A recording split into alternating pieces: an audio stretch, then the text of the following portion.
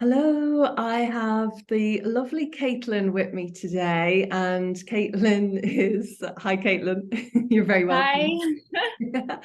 Thanks so much for agreeing to do this video. Kaitlin is a one-to-one client, well, just finished your program, one-to-one client. We are recording this December 2023.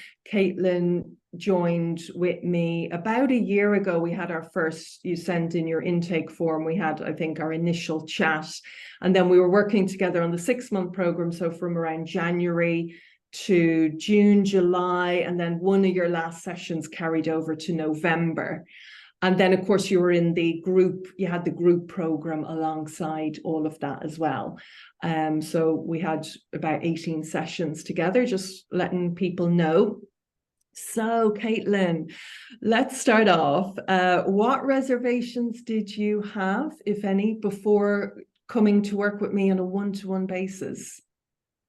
That's a great question. Reservations before coming to you. So I heard Mary on a podcast and I listened to the way that Mary described what it was like to be a scapegoat in a dysfunctional family. And I started crying because I felt so seen.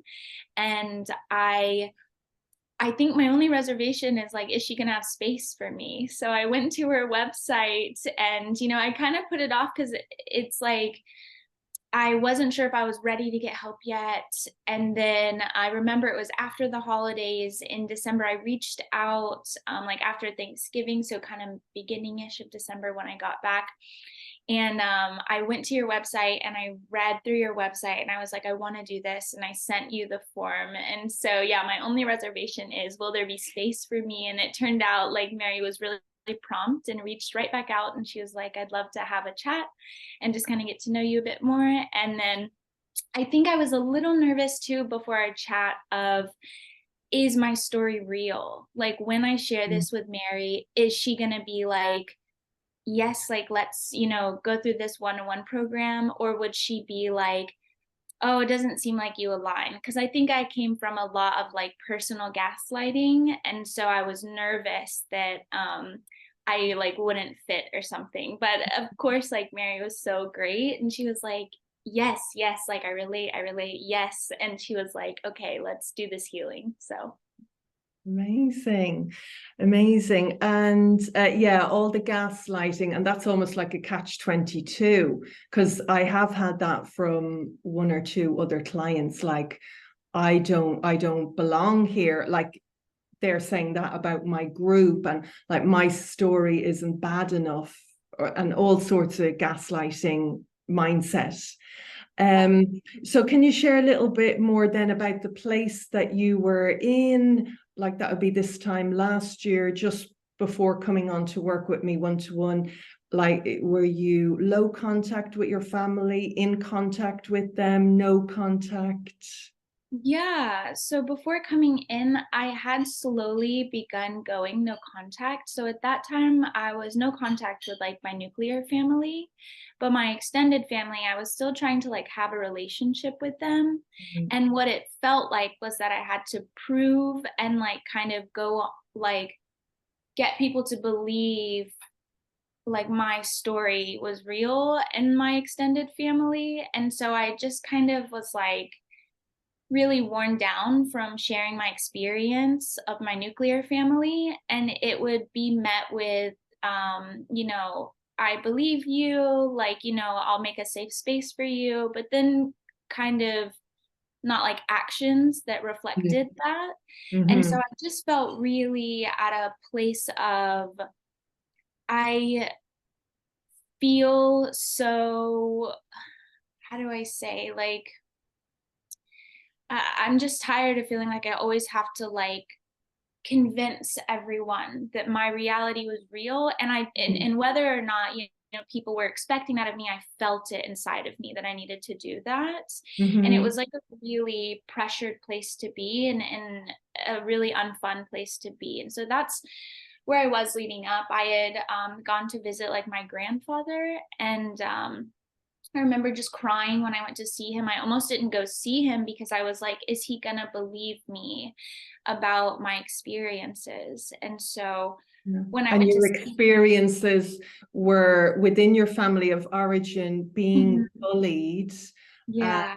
I'm from your earliest memories all through childhood, teenage years, and adulthood, like you're in your 20s, an experience of being bullied by multiple family members, humiliated, told you're not good enough, all of that gaslighting. Yeah. Scapegoating. Just I constantly felt like I was painted as like an outsider by my nuclear family to my extended family. And I felt like I was always in this place of like, I need to combat this and show like I'm a good person, like I'm a great person, like, you know, I make sound decisions and I'm smart and, you know, I'm kind.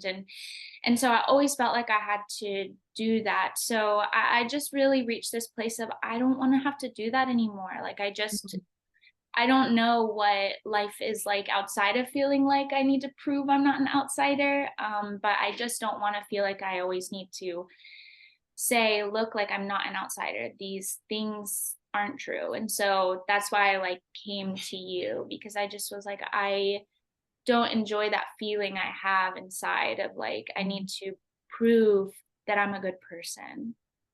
And And what my kind of things? experiences are real. Sorry. Yeah. What kind of things were your family of origin saying to you? Like what was the words that they were using, and any maybe small example that comes to mind just to illustrate how you were constantly feeling, I need to prove myself that I'm a good person to my family of origin. That's absolutely exhausting. Yeah, I felt like it was kind of ironic, but my family of origin, my nuclear family, would like even call me like a black sheep in the family, or you know, they would say that like um they would say that kind of thing about me, and I felt like with my nuclear family, it was always like painted as like my female parent and my male parent were like really hardworking and they were just always trying their best, and that I was so difficult and that I Right. made their lives so difficult, and that, you know, I was really unruly and all of these things. And so they would kind of like spread this out that like, oh, like, you know, I'm just doing my best with her. I'm trying so hard.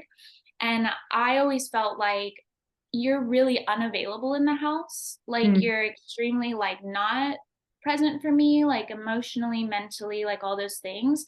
But you're going around saying that like I'm so unruly and that you're trying so hard, but like I don't actually see you trying at all. Mm. And so Mm. like, you know, that would frustrate me. And so I just felt like there was always this like story of they were so sweet and so, you know, trying so hard, and that I was just like so difficult, and that, you know, I remember my extended family would like sit me down and be like, you need to be nicer, your mom is so sweet, like you need to like treat her better and treat your parents better. And I would be so frustrated by that, because I would be like, you don't know what it's like to live in my house, like, Yeah. you know, behind closed doors, it's like I'm constantly being treated as a punching bag, and I'm Yeah. constantly being, you know, like strong armed and like, you know, put down. Yeah. My quote unquote rebellion is like frustration of like no one seeing my reality or believing it or being there. And so I just constantly felt like alone and alone. Mm. Mm. And you, obviously, any human like desperately wants to belong to their family of origin. You were trying to, and you had to effort to belong to your family of origin, but they had this narrative that no, you need to try harder and you don't belong. There was nothing you could do to change that narrative. Yeah, and I think as well, like my female parent married my male parent who was my step like dad. Mm. And they had two kids of their own. Mm. And one, my stepdad like came into the marriage with my female parent with his own son, who Mm. came to our house like maybe twice a month. And so like there was at first there was like this theme of like his son needed to be treated the same as me, but his son was never around. So I felt like very starved Mm. of emotional availability and like, presence. And then when they had their own kids, it was like their kids always got like, they could be in club sports, like they could, they never had to have a job when they were growing up, and like, all these things, where for me, I was constantly like, we do this for you and we spent this on you. And like, it was like always just this like, I am difficult. Like Mm. that was like the experience growing Yeah. up. And Yeah. yeah, I would try really hard to fit in. And it just felt like nothing I did was like ever good enough. Yeah. Yeah. And you didn't have any allies with the extended family, just very, very alone with that. Like nobody, so isolating, that experience.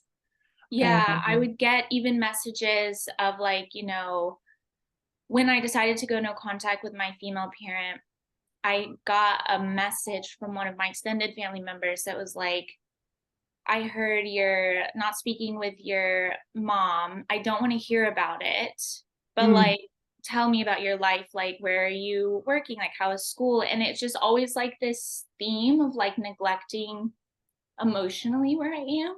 Yeah. Sorry. Yeah. But it's like this theme of like, I want to know about your life. Like, I don't want to know about like your emotional well being. Yes. And to me, I always felt like that was like antithetical to my idea of a family, Mm-hmm. because it Mm-hmm. felt like family should care about you as a person, Yeah.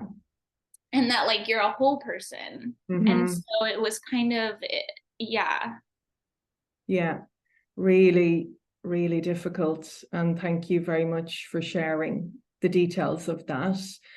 And then, so coming back to then the work that we did in our sessions around this and helping you with this, how would you describe the type of work that we did in our sessions? Like, was I asking you, like, okay, chronologically from the age you were age 1 up to in your 20s, did we go through each thing in each session, or how did the sessions flow?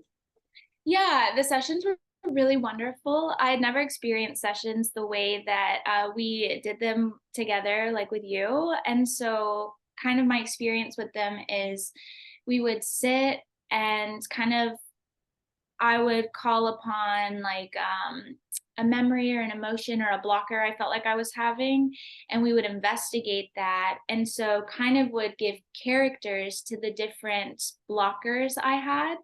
And then like, it was always so amazing because, say like my anger, or say, like my worry or things like that, that felt like they would hinder my life, or that, I was safe today, I'm safe, I've built a safe space, Mm. but they would still come in and give me like irrational fear, and they would like, be more outsized than the current situation today where I'm safe. And so what we would do is investigate like that worry, like it would look to me in my mind like a character that was scary or like sad or foreign. And then we would investigate further and find that it was like an inner child version of me. And we would identify like the age around that it was, and that, how it had come to take on this role within me and why it was there. Mm. And then offering compassion to it. And so I really love in all your sessions, it's like all feelings, all parts are welcome. And so it's like inviting that part in, and like having compassion because it's been struggling, and like it Mm. showed up to protect me, to survive in my environment growing up. And so today it doesn't serve me because I don't have to survive anymore in that way. And so I can kind of be like, I'm the adult now, I can take care of you, like I'm here for you. And just kind of create a better relationship with that part. And so that's kind of how we go through the sessions, and it's really amazing because it not only teaches me more about myself and like the parts within me, but it helps me to build compassion for those parts and for the purpose that they served in my childhood and my life. Brilliant. So getting a better understanding of your internal world, and also the trauma that was residing within you as a result of your childhood, and then helping you work through the layers of that. Yeah, a lot. Yeah, 100%. Because I had a lot of response mechanisms that maybe kept me safe in childhood from people who would put me down or who would, ostracize me. And those response mechanisms, like, they don't serve me the same today because, I don't have to survive in that kind of environment anymore. And so, yeah, it was really wonderful to investigate, like, who are you? Like, where did you come from? And then, like, offer that compassion. Yeah, things like limiting beliefs, we would have Yes. worked on quite a bit there. Yeah, Yes. and you were able to just, release them as well. And how did the type of work we did in our sessions differ from other professionals that you'd been to? Because I know you had to look at a few different professionals in the years before. Right. Yeah, I had done like CBT. Yeah. And so I think that, like, in terms of intellectualizing like what happened, it's like I can understand, like, these things in my childhood happened and they weren't right, but like Yeah. it didn't ever like alleviate the feeling of, like, kind of our whole bodies are connected. And so it's like, when something comes up or when your body feels a certain way, it's like it can be connected to trauma from your childhood. Yeah. And so I never investigated that. It was more like I was coming to a place of like intellectual understanding of my childhood and of my life. And, maybe that's given me distrust of, people and, what that's brought about. And that was valuable, but Yeah. this approach that we took was so valuable. It like transformed my life. And I think previously as well in CBT, my therapist had recommended, you know, I felt I had a lot of issues with my step parents, my step dad. And so he came into a session with me. And so, Physically, like, yeah, he oh, physically came in to have a session with me one time to kind of talk through. And in that session, it felt really productive. It felt good. And the therapist was like, okay, well, it looks like Kaitlin could use like a safe space in the home. It looks like, maybe more affirmations would be good. And it seemed good. And he was like, yeah, okay, got it. And so after the session, I like walked away from it feeling like that was nice. Like I felt like that was positive. And then I got home and I saw he had posted on his story on Instagram, and I looked at his story and it was like, F a safe space, like, screw whoever needs a safe space, like, all of these things. And I was like, okay. And so I think that in traditional therapy, it's like there can be efforts to mend things. And I think that in some circumstances that can be all right. It just depends. And so for me, what's been most helpful and most impactful in my life has been removing myself from those, nuclear family members and extended family members, and creating a safe space for myself as an adult. Yeah. And so our sessions really helped me to affirm within myself, like the safe space that I'm building, and heal those parts of myself. So that was kind of like the differences in the two approaches. Brilliant, brilliant. And what are the tangible benefits of our time together in the program that you now see the fruits of the brilliant work that you've done in our sessions? Yeah, a couple of things, absolutely. One, so before coming in, I really would gaslight myself a lot. And so growing up, I heard a lot of, when I would bring something up and I'd be like, you know, I'm not a bad person. Like, these situations going on in the household are not right. And so like I would constantly get gaslit of like, even my siblings would gaslight me and say, like, it's sad that you think this, like you don't even understand, like, you know, it feels pathetic to like see a grown woman like think these things. And like I would constantly get gaslit about, you know, that it's the nuclear family that's dysfunctional and unhealthy, and I'm trying to I like see that, and I want to like heal myself. And so I feel like, you know, I was gaslighting myself too. I would have this habit where I would be like, am I even like, is that right? And I would doubt when I felt a truth. And so coming into this program with you, and also being introduced to the community of people who are scapegoats that heal from their dysfunctional families, I really felt like I'm not alone. My reality is real. The things that happen to me are real. And like I can stand like firm in, I know that I lead a healthy life, and I know that like I lead a life where I strive to heal and to grow and to take accountability for my side of the street in my life, and that those people are unhealthy. And I don't have to gaslight myself about that, because I just know that that's reality. And so that's been like a really big thing for me, because that was one of the things that brought me in, was like, I could hold on to the truth and be like, I know the truth. But then I would get so shaky and I'd be like, do I know it? Do I know it? And that would kind of make me feel so uncomfortable. I would hate that feeling. So this program has helped me to feel affirmed in reality. And so I don't gaslight myself anymore. And when I do, I recognize it as that. And then I'm like, get to sit with myself and have compassion. So Brilliant. Yeah, brilliant. Any other benefits of the program?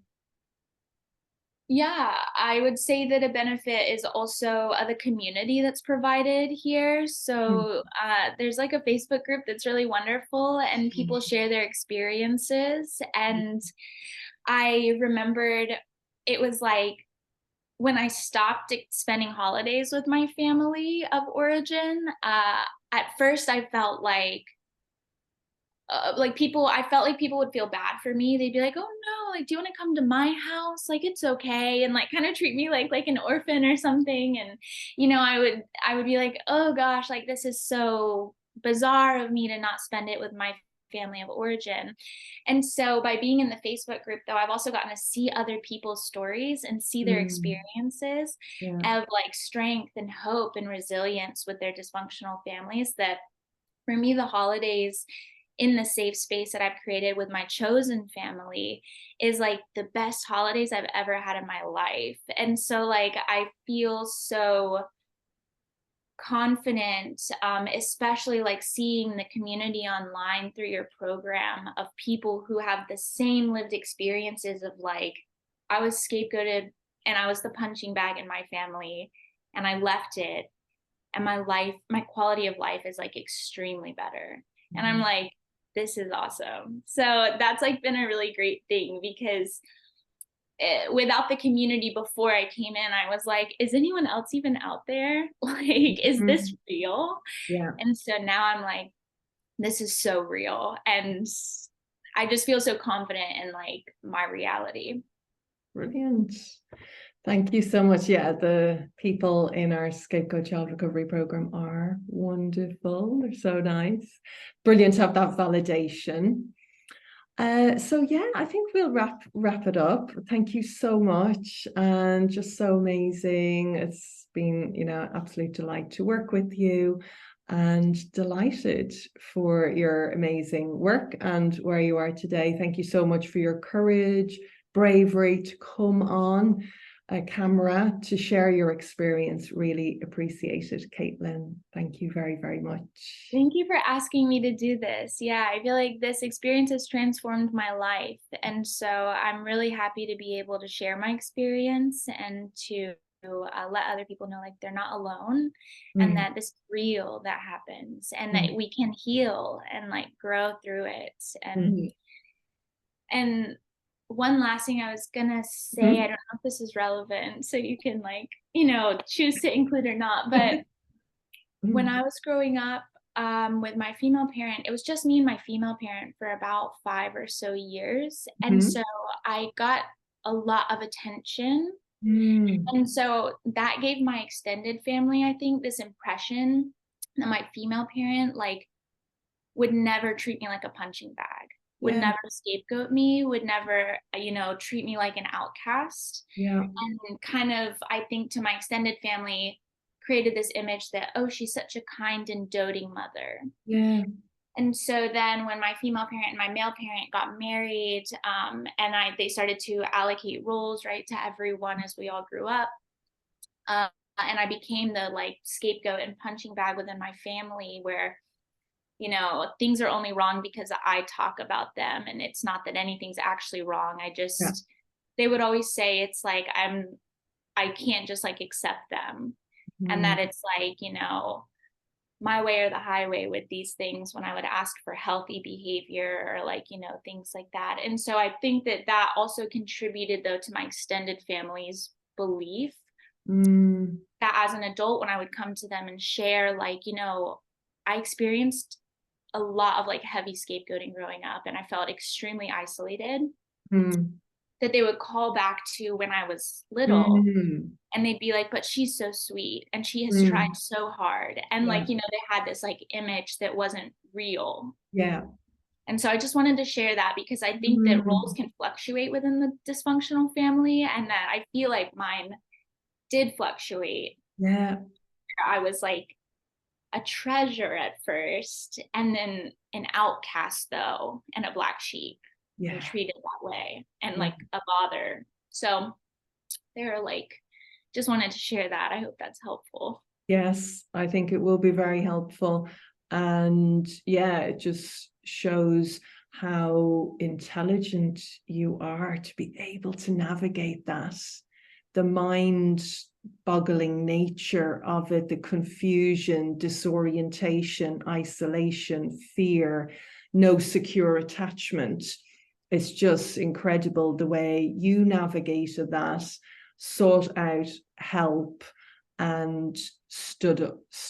Well, you were always standing up for yourself, but to be able to get out the other side is incredible.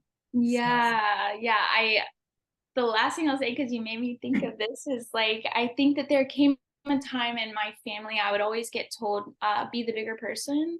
And so like I would get like iced out by different family members, like, say like my grandmother, like an aunt or an uncle, or like my female parent or my male parent, whoever would be upset with me as I was a kid growing up.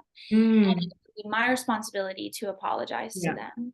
And it would be, there would never be accountability from them. And there never has been. There might be like a wash blanket of like, I'm sorry. And often that could be followed up by, I'm sorry, but when you do this, it makes me do this, or something like that effect. And so there was always this line of like, just be compassionate. Like they're not, even if they're being stubborn, even if, they might not be right, just be compassionate and reach out to them and, be the bigger person or something. I think as I went through this program, I realized like, I don't want to have to always be the only person who has to be the bigger person and be compassionate. And especially for adults decades older than me. And like, just because they never took charge of their own mental well-being, that it's my responsibility to just like let go of the way that they are inappropriate and unhealthy towards me, and just be like, okay, like, I'll just be a bigger person. I don't think that that's healthy. I think that it's like, if you choose not to take care of your mental well-being, then I don't have to be around you. And like, that's okay. And so that was another big thing that this program brought, where I was like, I don't have to expose myself over and over again to people who, aren't interested in true accountability and aren't interested in my emotional well-being, or, in healthy dynamics. And so I'm allowed to say, I don't want to be a part of that. that's okay. Yeah. Amazing, amazing. Because there are lots of nuances with it, and it's not all bullying. Like the bullying isn't there 100% of the time, but there's other behaviors, and the other behaviors can be misinterpreted by us if we're really trauma bonded with them, and also if we're maybe getting help from professionals who are saying, well, you need to make amends with your family and stuff. So it can be very, very confusing. So I think what you're saying there is the clarity that you were able to receive from like unpacking it all. Yeah, and packing it and like having like in a safe place where like, you know, I could share with you and like, you know, see also in the community online that people had the same experiences. Because I think that's like a big theme with, you know, dysfunction, is that it actually is incredibly patternistic. So all families who have a scapegoat treat the scapegoat the same in a lot of ways. So we all have a lot of similar stories, and that validates our truth of like, we are this role, they are unhealthy and treat us like the family punching bag. And, you know, that is like really validating to experience. Amazing, amazing. Well, Kaitlin, maybe we will record another video where we talk kind of in broad, we'd have a chat about like family scapegoating, dysfunctional families, something like that. So that would be we might do a amazing. part two. Yeah, because it's just such a big world of like, there are nuances, and it's not always just, I think people can think it's direct bullying. And they can be like, you know, if you're not experiencing direct like verbal abuse, physical abuse, then like what's going wrong? And it's like, it is nuanced of like, it's neglect, and it's like, you know, unavailability, and it's the language of like, you know, well, it's not that big of a deal, let it go, or like, you know, it's a constant discreditation of like your lived reality and of your character. It's like a defamation of your character of like believing that you are this way that people describe when you're not. And so yeah, that is, thank you so much for asking these questions and bringing me on. And I am just so grateful. And, you know, I always wondered, I'm sorry, this is going on too long, but I felt like I lived a double life before I came in, where I felt like there was a way my family viewed me, and there was a way that everyone else I interacted with viewed me, where these people I interacted with in real life would be like, you're such a nice, like, you're such a good, like, honest, reliable, like, wonderful person. And then these people would believe like, you know, a different story, that I was like, you know, self-absorbed, and I was, you know, the issue and difficult, and, you know, all of these things. And so realizing though that like, this is reality. And letting this go has been so big. So thank you so much, Mary. And yeah, always down to chat. Brilliant. Amazing, amazing. Thank you so much, Kaitlin. Thank you very, very much. Yes.